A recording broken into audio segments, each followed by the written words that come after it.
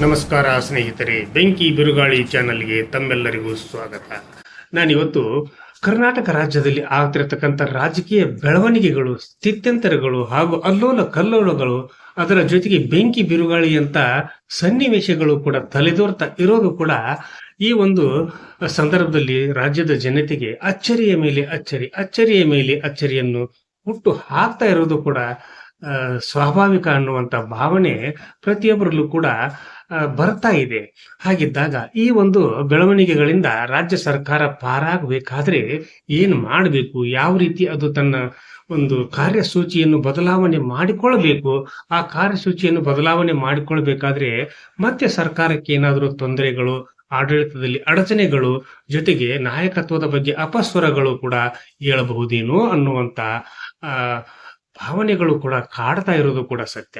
ಹಾಗಿದ್ದಾಗ ಆ ಎಲ್ಲಗಳನ್ನು ಮೆಟ್ಟಿ ನಿಲ್ಲುವಂತ ದಿಟ್ಟತನದ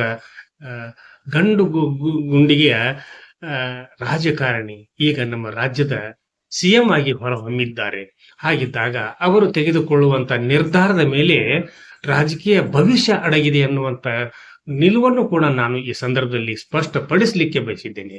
ಹಾಗಿದ್ರೆ ಆ ಒಂದು ನಿಲುವುಗಳೇನು, ಅವರು ತೆಗೆದುಕೊಳ್ಳಬೇಕಾಗಿರ್ತಕ್ಕಂಥ ಒಂದು ದಿಟ್ಟ ನಿರ್ಧಾರಗಳೇನು, ಹಾಗೂ ಆ ನಿರ್ಧಾರಗಳಿಂದ ಯಾವ ರೀತಿ ಸರ್ಕಾರದ ಮೇಲೆ ಯಾವುದೇ ಒಂದು ತರದ ಆರೋಪಗಳು ಬರದೇ ಇರತಕ್ಕಂಥದ್ದನ್ನು ಕೂಡ ಸಂಭಾಳಿಸಬಹುದು ಅನ್ನುವಂಥದ್ದನ್ನು ಕೂಡ ರಾಜ್ಯದ ಮುಖ್ಯಮಂತ್ರಿಗಳು ಹಾಗೂ ಪಕ್ಷದ ಅಧ್ಯಕ್ಷರು ಕೂಡ ಅರ್ಥ ಮಾಡಿಕೊಂಡು ಮುಂದಿನ ಹೆಜ್ಜೆಯನ್ನು ಇಡಬೇಕಾಗಿರ್ತಕ್ಕಂಥ ಸನ್ನಿವೇಶದಲ್ಲಿ ಈಗ ಕರ್ನಾಟಕ ರಾಜ್ಯದ ರಾಜಕೀಯ ಮತ್ತು ಆಡಳಿತ ವ್ಯವಸ್ಥೆಯಲ್ಲಿ ಇರತಕ್ಕಂಥ ಸರ್ಕಾರದ ಪಾತ್ರವು ಕೂಡ ಈಗ ಅದರಲ್ಲಿ ಒಳಗೊಂಡಿದೆ ಅಂತೇನೆ ಭಾವಿಸ್ಬೋದು. ಹಾಗಾದ್ರೆ ಏನಾಗಿದೆ, ಏನಾಗಬೇಕು, ಏನಾಗಿದ್ರೆ ಒಳ್ಳೆಯದು ಆಗ್ತಿತ್ತು, ಮತ್ತು ಅದನ್ನು ನಾವು ಕಳೆದುಕೊಂಡ್ರೆ ಮುಂದೆ ಆಗ್ತಿರ್ತಕ್ಕಂಥ ಬೆಳವಣಿಗೆಗಳೇನು, ಅದರಿಂದ ಆಗ್ತಿರ್ತಕ್ಕಂಥ ಪಕ್ಷದ ಮೇಲೆ ಆಗುವಂತ ದುಷ್ಪರಿಣಾಮಗಳೇನು, ಹಾಗೂ ಆಡಳಿತದಲ್ಲಿ ಹಿಡಿತವನ್ನು ಸಾಧಿಸಬೇಕಾದ್ರೆ ಆ ಹಿಡಿತದಲ್ಲಿ ಆಗುವಂತ ಏರಿಳಿತಗಳೇನು ಕೂಡ ನಾವು ಅರ್ಥ ಮಾಡ್ಕೊಳ್ಬೇಕಾಗಿರತಕ್ಕಂಥ ವಿಷಯ ಈಗ ಒಂದು ಮಹತ್ತರ ವಿಷಯವಾಗಿ ಹೊರಹೊಮ್ಮತಾ ಇದೆ ಅನ್ನುವಂಥ ಭಾವನೆಯನ್ನು ಕೂಡ ನಾನು ಬೆಂಕಿ ಬಿರುಗಾಳಿ ಚಾನೆಲ್ನ ಮೂಲಕ ಎಲ್ಲರಿಗೂ ಕೂಡ ತಿಳಿಸ್ಲಿಕ್ಕೆ, ಪ್ರಸ್ತುತ ಪಡಿಸಲಿಕ್ಕೆ ಬಯಸಿದ್ದೇನೆ. ಹಾಗಿದ್ರೆ ಈಗ ನಾವು ಬೆಳಗಾವಿ ಜಿಲ್ಲೆಯಿಂದನೇ ಬರೋಣ. ಬೆಳಗಾವಿ ಜಿಲ್ಲೆ ಅಂತಂದ್ರೆ ರಾಜ್ಯದ ಅಧಿಕಾರದ ಚುಕ್ಕಾಣಿ ಹಿಡಿಯುವಲ್ಲಿ ಬಹುಮುಖ್ಯ ಪಾತ್ರವನ್ನು ವಹಿಸುವಂತ ಒಂದು ದೊಡ್ಡ ರಾಜಕೀಯ ಜಿಲ್ಲೆ ಅಂತೇನೆ ಈ ಜಿಲ್ಲೆಯನ್ನು ಜನರು ಪರಿಭಾವಿಸ್ತಾರೆ.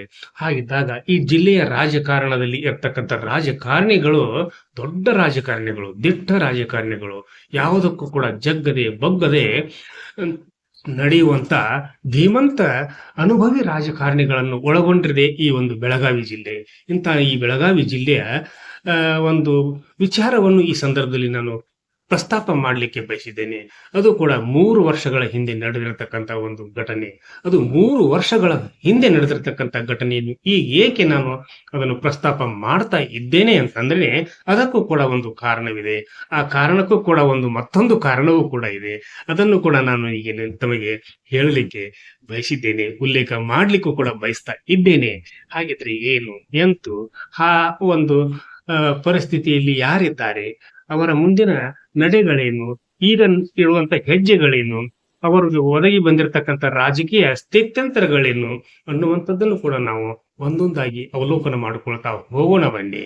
ಹಾಗಿದ್ರೆ ಬೆಳಗಾವಿ ಜಿಲ್ಲೆಯ ಅಥಣಿ ತಾಲೂಕಿನ ಅಥಣಿ ಮತಕ್ಷೇತ್ರದ ಹಾಗೂ ಮಾಜಿ ಉಪಮುಖ್ಯಮಂತ್ರಿಗಳಾಗಿ ಹಾಗೂ ಹಲವಾರು ವಿವಿಧ ಖಾತೆಗಳನ್ನು ಅಲಂಕರಿಸಿ ಆ ಖಾತೆಗಳಿಗೆ ಉಪಮುಖ್ಯಮಂತ್ರಿ ಸ್ಥಾನಕ್ಕೆ ಘನತೆ ಗಾಂಭೀರ್ಯವನ್ನು ಒದಗಿಸಿಕೊಟ್ಟಂತ ರೈತ ನಾಯಕ, ಅದು ಕೂಡ ರೈತ ನಾಯಕ. ಆಮೇಲೆ ಲಿಂಗಾಯತದ ಸಮಾಜದ ಒಬ್ಬ ಪ್ರಬಲ ಧೀರ ಅಥವಾ ಮುಖಂಡ ಅಂತೇಳಿ, ನಾಯಕ ಅಂತೇಳಿ ಅವರನ್ನ ನಾವು ಕರಿತೀವಿ. ಅವರೇ ಲಕ್ಷ್ಮಣ ಸವದಿ. ಲಕ್ಷ್ಮಣ ಸವದಿ ಅಂತಂದ್ರೇನೆ ಅವರ ಯಾವಾಗಲೂ ಕೂಡ ರೈತರ ಒಂದು ಹಿತದೃಷ್ಟಿಯಿಂದ ಜನರ ಒಂದು ನಾಡಿ ಮಿಡಿತಗಳನ್ನು ಅರಿತು ಅವರಿಗೆ ಆಗಬೇಕಾಗಿರ್ತಕ್ಕಂಥ ಕೆಲಸ ಕಾರ್ಯಗಳನ್ನು, ರಾಜ್ಯಕ್ಕೆ ಒಳಿತಾಗುವಂತ ನಿರ್ಧಾರಗಳನ್ನು ಕೈಗೊಳ್ಳುವಲ್ಲಿ ತಮ್ಮ ಪ್ರಮುಖ ಪಾತ್ರವನ್ನು ಭಾರತೀಯ ಜನತಾ ಪಕ್ಷದಲ್ಲಿ ಇದ್ದಾಗಲೂ ಕೂಡ ಅವರು ವಹಿಸಿಕೊಂಡೇ ಬಂದಿದ್ದಾರೆ. ಯಾವತ್ತೂ ಕೂಡ ನಾಡಿನ ಮೇಲೆ ಅದರಲ್ಲೂ ಕೂಡ ಗಡಿ ನಾಡಿನ ಈ ಒಂದು ಬೆಳಗಾವಿ ಜಿಲ್ಲೆ ಆಗಿರ್ತಕ್ಕಂಥದ್ದು ಗಡಿನಾಡಿನ ಜಿಲ್ಲೆ. ಈ ಜಿಲ್ಲೆಯಲ್ಲಿ ಆಗಿರ್ತಕ್ಕಂಥ ಗಡಿನಾಡಿನ ಬಗ್ಗೆ ಆಗುವಂತ ಬೆಳವಣಿಗೆಗಳಲ್ಲಿಯೂ ಕೂಡ ಅವರು ತಮ್ಮ ಹರಿತವಾದ ಮಾತುಗಳಿಂದ ದಿಟ್ಟತನದ ವ್ಯಕ್ತಿತ್ವದಿಂದ ಆ ಒಂದು ಪರಿಸ್ಥಿತಿಯನ್ನು ಎದುರಿಸಲು ಸಜ್ಜಾಗಿ ನಿಲ್ಲುವಂತ ಒಬ್ಬ ಅಪ್ಪಟ ಕನ್ನಡದ ಒಬ್ಬ ಹೆಮ್ಮೆಯ ಪುತ್ರ ಅಂತೇಳಿ ಅವ್ರನ್ನ ನಾವು ಕರಿತೀವಿ. ಹಾಗಿದ್ರೆ ಅವರಿಗೆ ಏನಾಯ್ತು, ಅವರಿಗೆ ಏನಾಗಿದೆ ಈಗ ರಾಜಕೀಯದಲ್ಲಿ ಅಂತಂದ್ರೆ, ಅವರಿಗೆ ಈಗ ಅನ್ಯಾಯವಾಗಿದೆ ಅನ್ನುವಂತ ಭಾವನೆಗಳು ಕೂಡ ಸಾರ್ವತ್ರಿಕವಾಗಿ ಬೆಳಗಾವಿ ಜಿಲ್ಲೆಯಲ್ಲಿ ಚರ್ಚಿತವಾಗುತ್ತಾ ಇವೆ. ಹಾಗಿದ್ರೆ ಏನಾಯ್ತು? ಅವರು ಶಾಸಕರಾಗಿದ್ದಾರಲ್ಲ, ಅವ್ರಿಗೂ ಕೂಡ ಅಧಿಕಾರ ಇದೆಯಲ್ಲ ಅನ್ನುವಂತ ಮಾತುಗಳನ್ನು ನೀವು ಕೇಳಬಹುದು. ಅದು ಕೂಡ ಸತ್ಯ. ಈಗ ಅವರು ಶಾಸಕರು, ಅವರು 2-3 ವರ್ಷಗಳ ಹಿಂದೆ ಭಾರತೀಯ ಜನತಾ ಪಕ್ಷದಲ್ಲಿ ಇದ್ದಾಗ ಭಾರತೀಯ ಜನತಾ ಪಕ್ಷದಿಂದ ಅವರಿಗೆ ಟಿಕೆಟ್ ಅನ್ನು ನಿರಾಕರಿಸಲಾಯಿತು. ಆ ಸಂದರ್ಭದಲ್ಲಿ ಅವರು ಮುಂದೇನು ಅನ್ನುವಂತ ಒಂದು ಪ್ರಶ್ನಾರ್ಥಕ ಒಂದು ಚಿಂತೆಯಲ್ಲಿ ಇದ್ದಾಗ ಇದೇ ನಮ್ಮ ಈಗಿನ ಸಿಎಂ ಆಗಿರ್ತಕ್ಕಂಥ ಡಿ.ಕೆ. ಶಿವಕುಮಾರ್ ಅವರು ಅವರನ್ನು ಬರಮಾಡಿಕೊಂಡು ಅವರನ್ನು ಕರೆದುಕೊಂಡು ಹೋಗಿ ಅವರನ್ನು ಕಾಂಗ್ರೆಸ್ ಪಕ್ಷಕ್ಕೆ ಸೇರಿಸಿಕೊಂಡ್ರು. ಆ ಸಮಯದಲ್ಲಿ ಅವರಿಗೆ ಅವರು ಮಾತನ್ನು ಕೂಡ ನೀಡಿದ್ರು ಅನ್ನುವಂತ ಮಾತುಗಳು ಕೂಡ ಚರ್ಚಿಸಲ್ಪಡ್ತಾ ಇವೆ. ಹಾಗಿದ್ರೆ ಅವರು ಏನು ಮಾತು ಕೊಟ್ಟಿದ್ರು ಅಂತಂದ್ರೆ, ಮುಂದೆ ನಮ್ಮ ಸರ್ಕಾರ, ನಮ್ಮ ಪಕ್ಷದ ಸರ್ಕಾರ ಆಡಳಿತಕ್ಕೆ ಬಂದ್ರೆ ನಿಮಗೆ ಸಚಿವ ಸಂಪುಟದ ಸ್ಥಾನಮಾನಗಳನ್ನು ನೀಡಿ ನಿಮಗೆ ನಾವು ಗೌರವವನ್ನು ಕೊಡ್ತೀವಿ, ನೀವು ನಮ್ಮ ಪಕ್ಷಕ್ಕೆ ಬನ್ನಿ ಅನ್ನುವಂತ ಒಂದು ಆಹ್ವಾನವನ್ನು ನೀಡಿದಾಗ ಭಾರತೀಯ ಜನತಾ ಪಕ್ಷದಿಂದ ಟಿಕೆಟ್ನಿಂದ ವಂಚಿತರಾಗಿರ್ತಕ್ಕಂಥ ಸಮಯದಲ್ಲಿ ಲಕ್ಷ್ಮಣ ಸವದಿ ಅವರು ಏನಾದರಾಗಲಿ ನಾನು ಕೂಡ ಒಂದು ಕೈ ನೋಡೇ ಬಿಡ್ತೀನಿ ಅಂತ ಹೇಳಿ ಭಾರತೀಯ ಜನತಾ ಪಕ್ಷಕ್ಕೆ ರಾಜೀನಾಮೆಯನ್ನು ಬಿಸಾಕಿ ಕಾಂಗ್ರೆಸ್ ಪಕ್ಷವನ್ನು ಅಪ್ಪಿಕೊಂಡ್ರು. ಆ ಸಂದರ್ಭದಲ್ಲಿ ಅವರು ರಾಜ್ಯದಲ್ಲಿ ಅತಿ ಹೆಚ್ಚು ಮತಗಳನ್ನು ಪಡೆದುಕೊಂಡು ಆಯ್ಕೆಯಾಗಿರ್ತಕ್ಕಂಥ 2ನೇ ಶಾಸಕ ಅನ್ನುವಂಥ ಹೆಗ್ಗಳಿಕೆಗೂ ಕೂಡ ಪಾತ್ರರಾಗಿದ್ದಾರೆ. ಮೊದಲನೇದಾಗಿ ಡಿ.ಕೆ. ಶಿವಕುಮಾರ್ ಅವರು ರಾಜ್ಯದ ರಾಜ್ಯದಲ್ಲಿಯೇ ಅತಿ ಹೆಚ್ಚು ಮತಗಳನ್ನು ಪಡೆದಿರ್ತಕ್ಕಂಥ ಪ್ರಥಮ ಶಾಸಕರಾಗಿ ಆಯ್ಕೆ ಆದ್ರೆ 2ನೇಯವರಾಗಿ ನಮ್ಮ ಲಕ್ಷ್ಮಣ ಸವದಿ ಅವರು ಕೂಡ ಆಯ್ಕೆ ಆಗಿರ್ತಕ್ಕಂಥ ಇತಿಹಾಸವಿದೆ. ಅದನ್ನು ಕೂಡ ನಾವು ಮರಿಬಾರದು. ಹಾಗಿದ್ರೆ ಏನಾಗಿದೆ? ಆ ಸಮಯದಲ್ಲಿ ಅವರನ್ನು ಆ ರೀತಿ ಆಶ್ವಾಸನೆಗಳನ್ನು ಮಾತುಗಳನ್ನು ನೀಡಿ ಕಾಂಗ್ರೆಸ್ ಪಕ್ಷಕ್ಕೆ ಕರೆದುಕೊಂಡು ಬಂದು ಈಗ 3 ವರ್ಷಗಳಾದರೂ ಕೂಡ ಅವರಿಗೆ ಕಾಂಗ್ರೆಸ್ ಪಕ್ಷದಲ್ಲಿ ಅನ್ಯಾಯವಾಗ್ತಾನೆ ಬಂದಿದೆ ಅನ್ನುವಂತ ನೋವಿನ ಮಾತುಗಳು ಕೂಡ ಆ ಬೆಳಗಾವಿ ಜಿಲ್ಲೆಯಲ್ಲಿ ರಾಜ್ಯದ ಅವರ ಅಭಿಮಾನಿಗಳಲ್ಲಿ ಹಾಗೂ ಲಿಂಗಾಯತ ಸಮಾಜದಲ್ಲಿ ಅಡಗಿವೆ. ಅದು ಪ್ರತಿಧ್ವನಿಸುವ ಕಾಲ ದೂರವಿಲ್ಲವೇನೋ ಅನ್ನುವಂತ ವಾತಾವರಣ ಕೂಡ ನಿರ್ಮಾಣವಾಗುವಂತ ಪರಿಸ್ಥಿತಿಯಲ್ಲಿ ಇದೆ. ಹೀಗಾಗಿ ಈ ಒಂದು ಸಮಯದಲ್ಲಿ ಆ ಬೆಳಗಾವಿ ಜಿಲ್ಲೆಯಲ್ಲಿ ಬೆಂಕಿ ಬಿರುಗಾಳಿಯೇ ಬೀಸಬಹುದೇನೋ ಅನ್ನುವಂತ ಮಾತುಗಳು ಕೂಡ ಸ್ಪಷ್ಟವಾಗಿ ಕೇಳಿ ಬರ್ತಾ ಇವೆ. ಹಾಗಿದ್ರೆ ಅವರು ಏನ್ ಮಾಡಬಹುದು? 2ನೇ ಹಂತದ ಸಚಿವ ಸಂಪುಟದ ಸಮಯದಲ್ಲಿ ಆದರೂ ಕೂಡ ಅವರನ್ನು ಸಂಪುಟಕ್ಕೆ ಸೇರಿಸಿಕೊಂಡು ಅವರಿಗೆ ಸ್ಥಾನಮಾನಗಳನ್ನು ನೀಡಿದರೆ ಕಾಂಗ್ರೆಸ್ ಪಕ್ಷಕ್ಕೆ ಒಂದು ರೀತಿಯಿಂದ ಒಳ್ಳೆಯದಾಗುವಂತ ಎಲ್ಲ ಸ್ಪಷ್ಟ ಲಕ್ಷಣಗಳು ಕೂಡ ಗೋಚರಿಸ್ತಾ ಇವೆ. ಹಾಗೇನಾದರೂ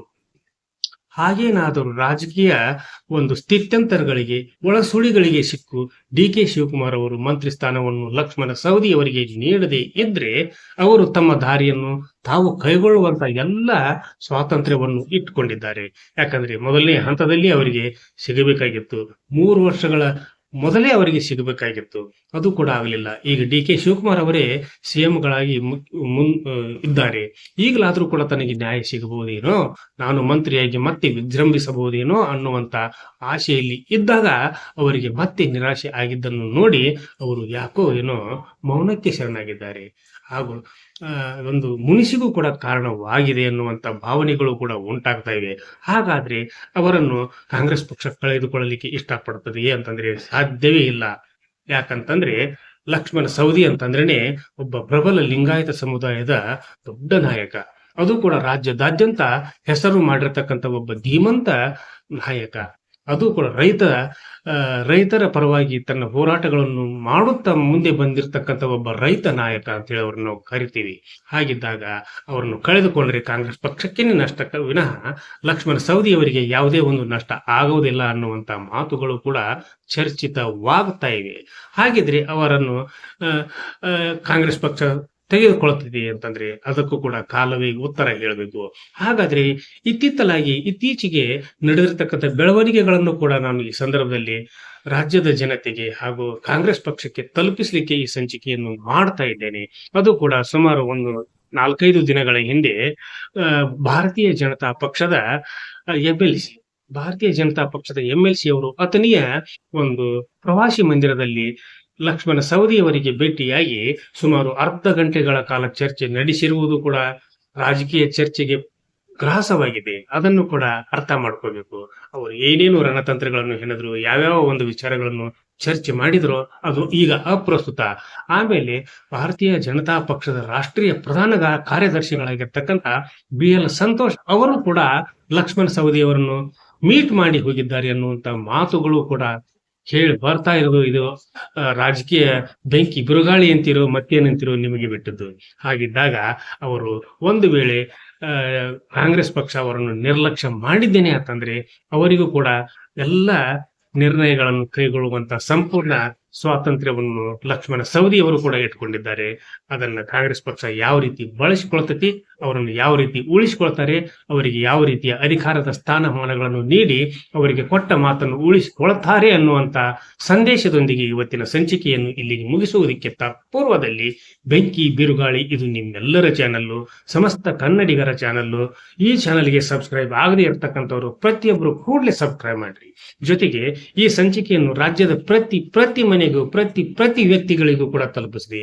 ಆಮೇಲೆ ಲೈಕ್ ಮಾಡ್ರಿ, ಕಮೆಂಟ್ ಅನ್ನು ಮಾಡ್ರಿ ನನ್ನ ಜೊತೆಗೆ ಅಂತ ಹೇಳ್ತಾ ನಾಳಿನ ಸಂಚಿಕೆಯೊಂದಿಗೆ ತಮ್ಮ ಜೊತೆಗೆ ಹಾಜರಾಗ್ತೀನಿ. ಅಲ್ಲಿವರೆಗೂ ನನ್ನ ನಮಸ್ಕಾರ.